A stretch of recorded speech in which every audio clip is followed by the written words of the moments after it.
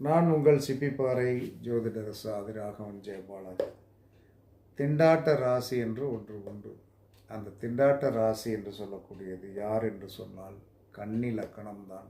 கன்னி லக்கணம், கன்னி ராசி தான் திண்டாட்ட லக்கணம்.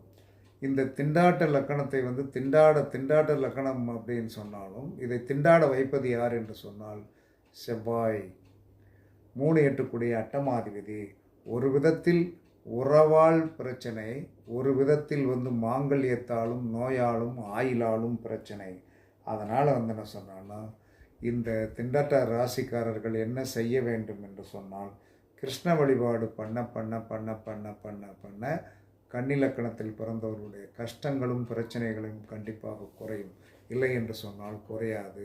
அதனால் திண்டாட்ட ராசியை கொடுமைப்படுத்தக்கூடிய சக்தி செவ்வாய் பகவானுக்கே உண்டு. அந்த செவ்வாய் பகவானுடைய தாக்கத்திலிருந்து நாம் விடுபடுவதற்கு கிருஷ்ண வழிபாடு பண்ணுங்கள். கண்டிப்பாக உங்களுடைய வாழ்க்கையில் பெரு வெற்றிகள் கிடைக்கும் என்று கூறி வாழ்த்துக்கள்.